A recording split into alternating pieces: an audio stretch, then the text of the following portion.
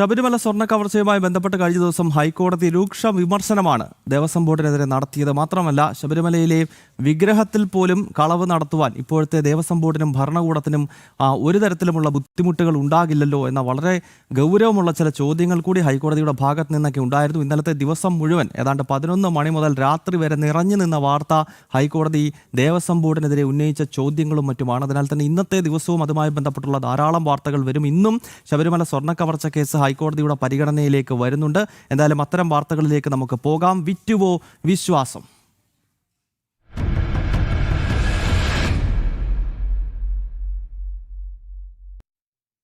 Thiruvithamkoor Devaswom board കമ്മീഷണറായി N വാസുവിന്റെ മുൻ നിയമനം ഹൈക്കോടതി നിർദ്ദേശങ്ങൾ ലംഘിച്ച് കമ്മീഷണർ സ്ഥാനത്തേക്ക് IAS കേഡറിലുള്ള ഉദ്യോഗസ്ഥനെ നിയമിക്കണമെന്ന ജസ്റ്റിസ് പരിപൂർണൻ കമ്മിറ്റി നിർദ്ദേശം കാറ്റിൽ പറത്തിയാണ് ഇടത് സർക്കാർ വാസുവിനെ നിയമിച്ചത്. കട്ടളപ്പാളി സ്വർണ്ണക്കവർച്ച കേസിൽ 3ാം പ്രതിയാണ് ദേവസ്വം ബോർഡ് മുൻ പ്രസിഡന്റ് കൂടിയായ എൻ വാസു. വിവരങ്ങൾ ഗോകുൽ രമേശാണ് നൽകുന്നത്. ഗോകുനി, പരിപൂർണൻ കമ്മീഷൻ റിപ്പോർട്ടിനെ കാറ്റിൽ പറത്തിക്കൊണ്ടാണ് എൻ വാസുവിന്റെ നിയമനം പോലും ഉണ്ടായിരിക്കുന്നത് എന്ന് പറയുന്നു. ഇയാളെ നിയമിച്ചതിന് ശേഷം അവിടെ നടന്നേക്കുന്ന കാര്യങ്ങളെപ്പറ്റി പ്രത്യേകിച്ച് നമ്മൾ എടുത്തു പറയേണ്ടതില്ല. കാരണം ഇന്നലെ ഹൈക്കോടതി പോലും ചൂണ്ടിക്കാണിച്ചതാണ്.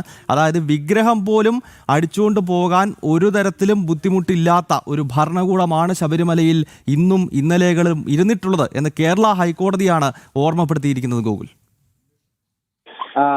ഗൗതം, അത് തന്നെയാണ്. എന്തായാലും ഈ എൻ വാസുവിന്റെ നിയമനം അത് വഴിവിട്ട രീതിയിലായിരുന്നു, ചട്ടങ്ങൾ ലംഘിച്ചുകൊണ്ടായിരുന്നു, ഹൈക്കോടതി നിർദ്ദേശം ലംഘിച്ചുകൊണ്ടായിരുന്നു എന്നുള്ള വിവരങ്ങളാണ് ഇപ്പോൾ പുറത്തു വരുന്നത്. അതായത് ഈ ദേവസ്വം ബോർഡിൽ ഇത്തരത്തിലുള്ള രാഷ്ട്രീയ അതിപ്രസരം കുറയ്ക്കുവാനും ദേവസ്വം ബോർഡിന്റെയും ശബരിമലയുടെയും പ്രവർത്തനം മെച്ചപ്പെടുത്തുന്നതിനും വേണ്ടിയിട്ടാണ് 1994 ഹൈക്കോടതി ജസ്റ്റിസ് പരിപൂർണൻ കമ്മീഷനെ നിയമിക്കുകയുണ്ടായത്. തുടർന്ന് കമ്മീഷൻ പഠനം നടത്തിയതിന്റെ അടിസ്ഥാനത്തിൽ ചില ശുപാർശകൾ ഹൈക്കോടതി മുൻപാകെ വെച്ചു. അതിൽ ഏറ്റവും പ്രധാനമായിരുന്നു ദേവസ്വം കമ്മീഷണർ എന്ന് പറയുന്ന പദവിയിലേക്ക് വരേണ്ടത് IAS കേഡറിലുള്ള ഉദ്യോഗസ്ഥനായിരിക്കണം എന്നുള്ളത്. ആ ഒരു ശുപാർശ ഹൈക്കോടതി ശരിവെക്കുകയും സർക്കാരിന് ഇതിൻ പ്രകാരം നിർദ്ദേശം നൽകുകയും ഒക്കെ തന്നെ ചെയ്യുകയും ചെയ്തിട്ടുണ്ടായിരുന്നു. അതുകൂടാതെ തന്നെ വിജിലൻസ് SP ആയിട്ട് IPS ഉദ്യോഗസ്ഥനെയും അതോടൊപ്പം തന്നെ ഓഡിറ്റിംഗ് വിംഗ് തലപ്പത്തേക്ക് AGS ഓഫീസിലെ മുതിർന്ന ഒരു ഉദ്യോഗസ്ഥനെയും മരാമത്ത് പണികളുടെ ഗുണനിലവാര പരിശോധനയ്ക്കായിട്ട് സബ്ജക്ട് എക്സ്പേർട്ടിനെയും നിയമിക്കണം തുടങ്ങിയിട്ടുള്ള ശുപാർശകളും ഈ ജസ്റ്റിസ് പരിപൂർണൻ കമ്മീഷൻ മുന്നോട്ട് വയ്ക്കുകയും ചെയ്തിട്ടുണ്ടായിരുന്നു. ഈ കാര്യങ്ങളൊക്കെ തന്നെ ഹൈക്കോടതി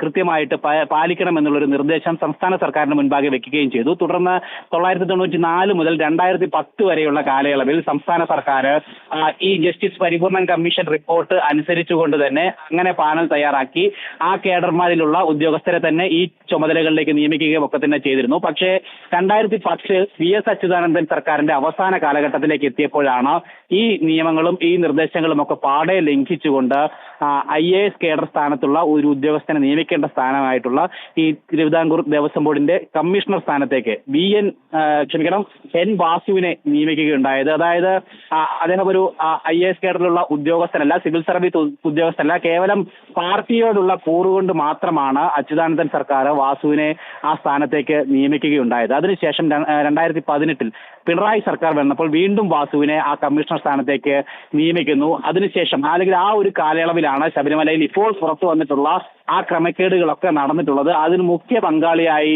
എൻ വാസുവും പ്രതിസ്ഥാനത്ത് തന്നെ നിൽക്കുന്ന ഒരു സാഹചര്യം കൂടിയിട്ട് ഉണ്ട്. എന്തായാലും ഈ ഇടതുപക്ഷ സർക്കാരിനോടും ഇടതുപക്ഷ മന്ത്രിമാരോടും മുഖ്യമന്ത്രിമാരോടും ഒക്കെയുള്ള ആഭിമുഖ്യം ഒന്നുകൊണ്ട് മാത്രമാണ് വാസു ആ ഒരു സ്ഥാനത്തേക്ക് എത്തിയതും ആ പദവി അലങ്കരിച്ചതും എന്നുള്ള കാര്യം സുവ്യക്തമായിരിക്കുകയാണ്. അല്ലാതെ യാതൊരു യോഗ്യതയുടെ പുറത്തുമായിരുന്നില്ല വാസുവിന്റെ നിയമനം എന്നുള്ളതാണ്. പാർട്ടി കൂറ് എന്നുള്ള ഒരേ ഒരു യോഗ്യത മാത്രമായിരുന്നു വാസുവിന് ഉള്ളത് എന്നുള്ള വിവരങ്ങളാണ് ഇപ്പോൾ പുറത്തു വരുന്നത്. അതിനുശേഷം പിണറായി സർക്കാർ തന്നെ ഈ കമ്മീഷണർ കാലാവധി പൂർത്തിയായതിനു ശേഷം വാസുവിനെ ഗോകുൽ, അത് തന്നെയാണ് എൻ വാസു എന്ന് പറയുന്നത് മുഖ്യമന്ത്രി പിണറായി വിജയന്റെ റൈറ്റ് ഹാൻഡ് ആണ്. അതായത് മുഖ്യമന്ത്രി പിണറായി വിജയന്റെ നിർദ്ദേശങ്ങൾ അതേപോലെ നടപ്പാക്കുന്ന CPM-കാരുടെ ഭാഷയിൽ പറഞ്ഞാൽ ഒരു അച്ചടക്കമുള്ള സഖാവാണ് ഈ വാസു എന്ന് പറയുന്നത്. അതുകൊണ്ടാണല്ലോ ഈ കമ്മീഷണർ ആക്കിയതിനു ശേഷം പിന്നീട് ഇദ്ദേഹത്തെ നേരെ ദേവസ്വം ബോർഡിന്റെ പ്രസിഡന്റൊക്കെ ആക്കിയത്.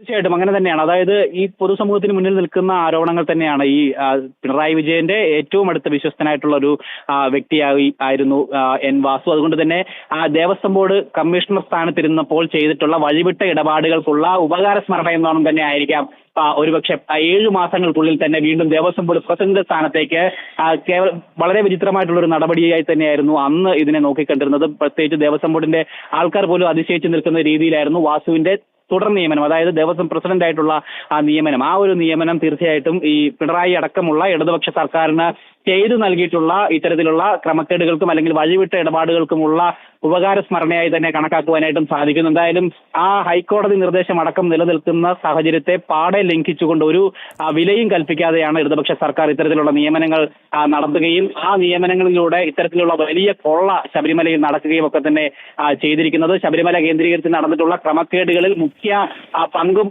ഉള്ളത് എൻ വാസു ആയിരുന്നു. അദ്ദേഹം കമ്മീഷണറായിരുന്ന കാലഘട്ടത്തിലായിരുന്നു ഈ ക്രമക്കേടുകളൊക്കെ നടന്നതെന്ന് കണ്ടെത്തിയിരിക്കുന്നത് അന്വേഷണ സംഗമം തന്നെയാണ്. അതുകൊണ്ട് തന്നെയാണ് കട്ടളപ്പാളി കേസിൽ 3-ാം പ്രതിസ്ഥാനത്തേക്ക് എൻ വാസുവിനെ ഉൾപ്പെടുത്തുകയും ചെയ്തിരിക്കുന്നത്. പക്ഷേ ഇപ്പോഴും വാസുവിന്റെ പങ്ക് ഇത്രയും വ്യക്തമായിട്ട് കൂടിയിട്ടും അദ്ദേഹത്തെ തുടർ നിയമ നടപടികളിലേക്ക് കൊണ്ടുവരാനായിട്ട് അന്വേഷണ സംഘത്തിന് സാധിക്കുന്നില്ല എന്നുള്ളത് വീണ്ടും വലിയ വിമർശനങ്ങൾക്ക് കൂടി ഇടയാക്കിയിരിക്കുകയാണ്. അതായത് വാസുവിനെ കഴിഞ്ഞിട്ടുള്ള പ്രതികളെ പോലും അറസ്റ്റ് ചെയ്ത് നിയമത്തിന് മുന്നിൽ കൊണ്ടുവന്നൊരു സാഹചര്യം ഉണ്ടായിട്ട് പോലും വാസുവിനെ കേവലം ചോദ്യം ചെയ്യൽ നടപടിയിൽ മാത്രം ഒതുക്കി നിർത്തിയിരിക്കുകയാണ് അന്വേഷണ സംഘം.